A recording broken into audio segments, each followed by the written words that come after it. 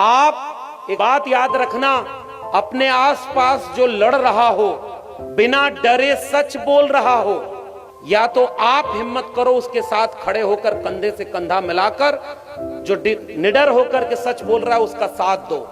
अगर साथ नहीं दे सकते तो आजकल बहुजन समाज की जो सबसे बड़ी बीमारी है उसके बारे में कहता हूं, चौराहे पर खड़े होकर उसके बारे में विरोध मत करना, उसको गाली न देना, उसका अपमान मत करना, क्योंकि लड़ने वाले हर घर में और हर दौर में पैदा नहीं होते। और नौजवानों, आपसे पूछ के जा रहा हूं, ये गाली किसने बनाई थी? आपकी जातियों का नाम लेकर के गाली बनाई, फलाने की बुद्धि घुटना में, और आपकी पीढ़ी दर पीढ़ी ये सब सहते हुए आ रहे थे। मैं यादव जी लोगों से ज्यादा मुखातिब हूँ, क्योंकि आजकल उन लोगों के लगा लगे लाठी में दम बा, तो बाकी लोग क्यों के समझे कि ना बा।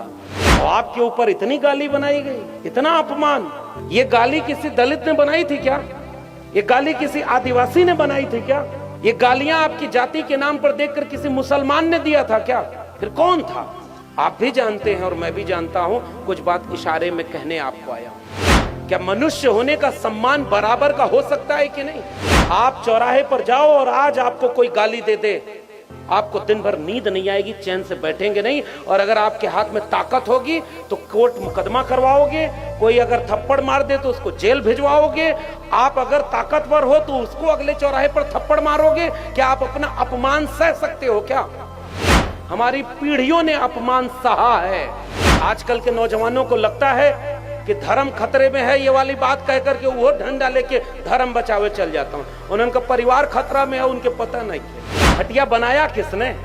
जो बैठता था उसको बनाने आता था? सही सही बताना है। खटिया बनाने आता था, अनाज पैदा करने आता था, कपड़ा बनाने आता था, लोहे का काम करने आता था, लकड़ी का काम करने आता था, मिट्टी से बर्तन बनाने आता था। जब कुछ आता ही नहीं था तो वो राज कैसे करते थे? गुलाम बनाकर।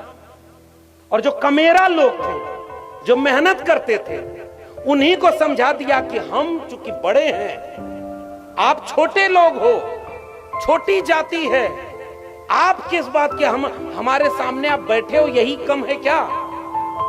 ऐसा था ये भारत बटा हुआ। अगर इस भारत को किसी ने जोड़ा है तो उस जोड़ने वाले नायक और मसीहा का नाम है बाबा साहब डॉक्टर भीमराव अंबेडकर, और उस किताब का नाम है भारत का संविधान। क्योंकि जो लोग रिसर्च करते थे, धीरे धीरे इस देश में उनको गुलाम बना लिया गया।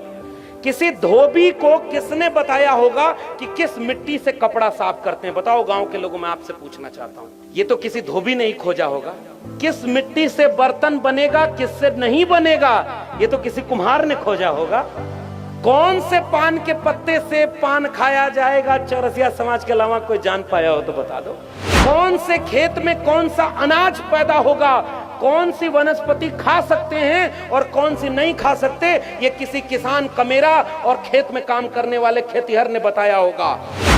यानी जो रिसर्च करता था उसने इस देश को खोज करके दुनिया को खूबसूरत बनाया।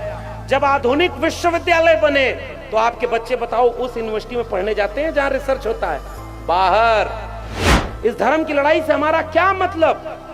मंदिर जहां बना है वहां मंदिर को मानने वाले जाएं, मस्जिद जहां बना है वहां मस्जिद को मानने वाले जाएं, और खेत में किसान जाए तो उसको खाद मिल जाए, फैक्ट्री में मजदूर जाए तो उसको मजदूरी मिल जाए, विद्यालय में पढ़ने बच्चा जाए तो पैसा न मांगा जाए, उसको फ्री में शिक्षा मिल जाए, और हॉस्पिटल में कोई बीमार जाए तो उसको दवाई मुफ्त में मिल जाए ताकि वो मुर्दा न लौटे, जिंदा वापस लौट जाए। ऐसा भारत हमें बनाना था।